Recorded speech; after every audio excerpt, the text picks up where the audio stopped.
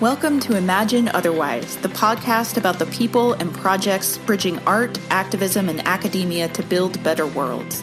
Episodes offer in-depth interviews with creators who use culture for social justice and explore the nitty-gritty work of imagining otherwise. I'm your host, Cathy Hannabach. This episode is sponsored by the MA in Critical Studies program at the Pacific Northwest College of Art. The Critical Studies program produces creative, critical thinkers with the research, writing, and communication skills necessary to address pressing issues at the intersection of cultural production and critical theory. MA program applications are open now, and for more information, you can go to pnca.edu/critical studies. This is episode 78 of the Imagine Otherwise podcast, and my guest today is Jian Neo Chen. Jian is an associate professor of queer studies in the English department at The Ohio State University. Their research focuses on transgender and queer countercultures in literature, visual culture, and contemporary theory. Jian's first book, Trans Exploits, Trans of Color Cultures and Technologies in Movement, explores the displaced emergences of trans of color cultural expression and activism through performance, film, video, literature, and digital media in the second decade of the 21st century.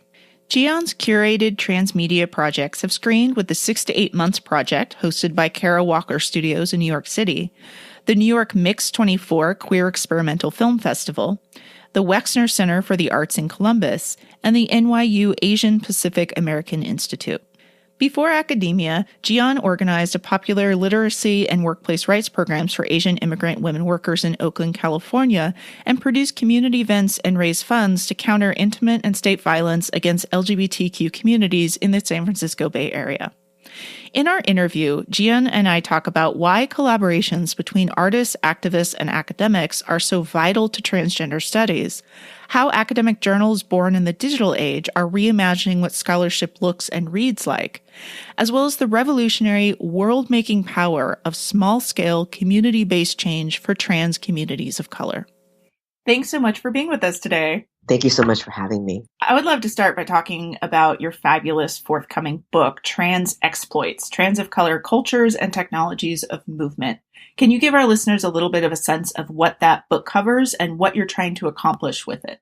I'm excited that this very long project is finally sort of culminating. So the book is the culmination of a 5-year to 6-year process of really investigating and coming up with language and concepts in collaboration with many of the artists in the books in order to think through and theorize the emergences of trans of color arts and movement building by the second decade of the 21st century through performance, film, video, literature, and digital media.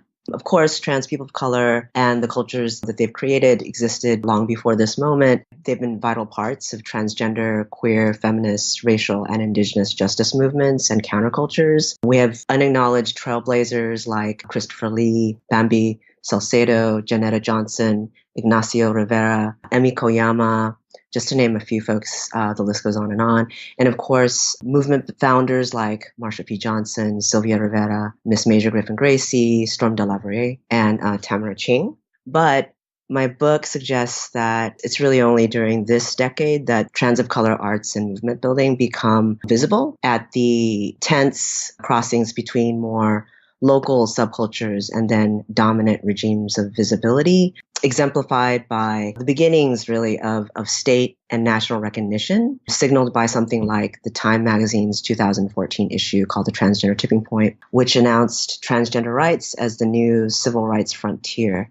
So my book, I look particularly at the visionary artwork and activism of folks like Yosmeet, Wu Zhang, Zave Motaharjono, Zhang Shulie, Janet Mock, Iranti Org, Tanwaran Sukapusit, Micha Cardenas, Geneset Gutierrez, mostly US-based, but also transnationally based, to provide a sense of trans of color aesthetics and political strategies against fundamentalist, cis, heteropatriarchal perceptions of the body that reduce gender to assigned binary sex, and also liberal conceptions of transgender inclusion that rely on divisions between unnatural, sick, or disposable, and normal, rehabilitated, or productive transgender people.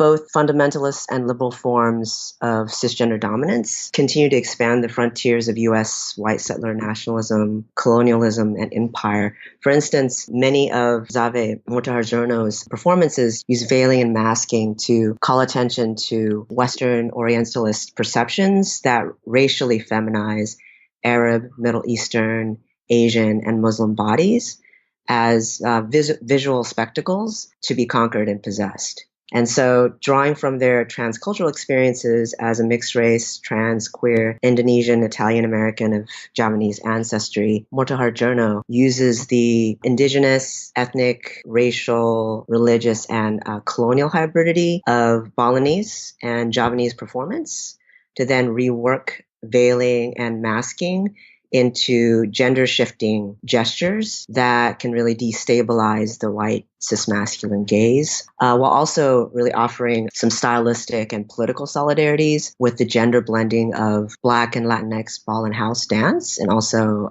Japanese buto. One of the things that you talk about really nicely in the book is the political intervention that working with and alongside artists and cultural producers can do, right, rather than just writing about them from a distanced scholarly perspective. What do you find super productive about that kind of collaborative work with and alongside and for artists rather than just about them? I think my own work is so much inspired by artists and activists and community members because the way that I came into my scholarship and also activism before grad school was really just being in community with folks and really having the opportunity to participate in events. A lot of the ways in which I started to imagine my work as a scholar had to do with how artists were creating and imagining their worlds and how community members were also and activists were just actively participating to shaping their worlds. I think the first step in doing that is sort of being in community with folks. And I think that also, hopefully, also kind of it holds me accountable and also cues me in terms of what's significant politically about what folks are doing. So this is an approach that's working with or thinking critically with artists and other cultural producers is something that you also bring to your work on the Transgender Studies Quarterly Board for the academic journal. And they do a lot of work, the journal itself does a lot of work foregrounding artistic production. And this is quite unusual for a traditional academic journal, which tends to focus more on academic production. Why do you think that kind of community and artistic collaboration with academic scholarship is particularly productive for thinking through trans experiences and trans studies? TSQ is really distinctive in all the ways that you described. The journal works alongside some of these other inaugural texts, I would say, that really begin to describe very broadly what it means to have something like an emergent transgender studies. So the other texts that I'll cite are linked to Susan Stryker, one of the co-founders, co-editors, alongside Paisley Carra and now Francisco Galate, the transgender studies reader, both versions of it. Those were collaborations between Susan Stryker and Stephen Whittle, and also Susan Stryker and Aaron Azura. And what I really appreciated about those two different readers, which also resonates with TSQ, is that the inaugural move was very self-reflective and careful in terms of not taking on the position of knowing the field one is really trying to describe, and that's still emerging. So the first transgender studies reader talks about the 1990s moment of emergence and its overlap and also distinction from queer studies in particular. And it talks about the field not just as a body of knowledge and academic production, but talks about, like many other marginalized fields like queer studies, women's gender sexuality studies, critical race and ethnic studies, having to really take into account the broader political context and social and cultural context in which these marginalized fields emerge, precisely because the knowledge formation is not just about pure knowledge. It's knowledge actually linked to an oppressed community. And then the second reader is really important because it was like, okay, we've now talked about this inaugural moment very broadly in the first reader. And now in the second reader, we're going to talk about how we can make sure we decolonize transgender studies. TSQ does something very similar. Starting out, I think the first issues in 2014 was actually focused on keywords And so the idea there was to get folks across radically different disciplines and also social identities to remobilize terms that we might be familiar with, like temporality, like abjection or gender, and to actually defamiliarize them. TSQ has continued to take a very broad approach to how it curates its different issues in terms of inviting editorial board members to participate in pitching potential special issues that not only address academic audiences, but like you said, artists, other cultural workers, activists. It's a really great way of rethinking what an academic journal, a critical academic journal, can be in this day and age, and in a field that, as you point out, is still emerging. Yeah. TSQ is also a journal that launched during the social media era. I think there's something happening there where academic publication at this moment in time doesn't have to be cordoned off and specialized in the same way, such that it really only circulates it within academic circles, and different pieces that are part of larger volumes are now circulating on their own outside of these collections. With online publishing happening and the ways people now can access just like one different piece, it breaks up the internal academic conversation, but it also opens up the readership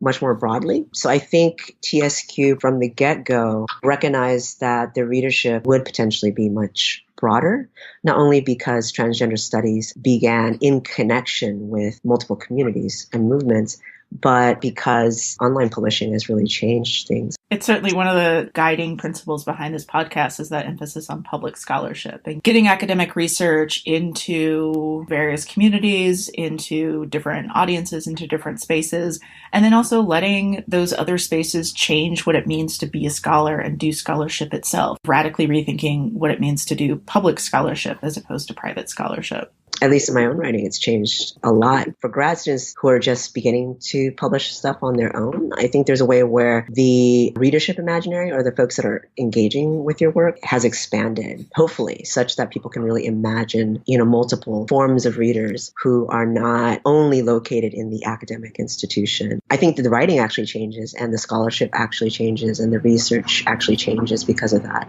So I think this dovetails really nicely into my final question, which really gets at the heart of why you take this approach to trans studies, or why you take this approach to your work at TSQ, or your work in collaboration with artists and activists and community organizations. And that's that better world that you're working toward. What kind of world do you want?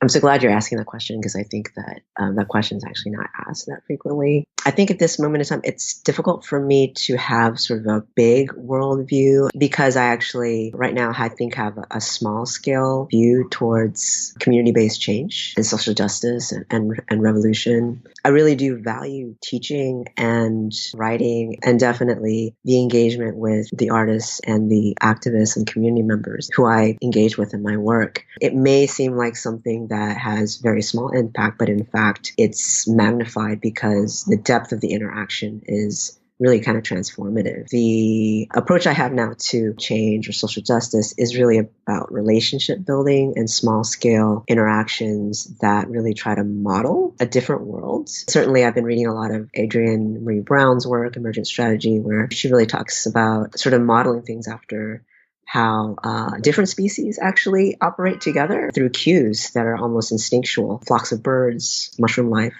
things like that, where there's a collective sense of moving together. And so the smallest movement or the smallest gesture, they affect the entire flock. And then everyone kind of moves together to adapt. And she draws actually quite a bit from Grace Lee Boggs' work too. And so I'm really kind of gravitating towards that right now. Well, thank you for being with us and for sharing so many different ways that you imagine and create otherwise. Thanks so much for having me. I appreciate it. Thanks for listening to another episode of Imagine Otherwise. Imagine Otherwise is produced by Ideas on Fire, and this episode was created by Christopher Prasad, Rebecca Reynolds, Michelle Velasquez-Potts, and myself, Cathy Hannabach. You can check out the show notes for this episode on our website at ideasonfire.net, where you can also read about our fabulous guest, as well as find links to the people and projects we discussed on the show.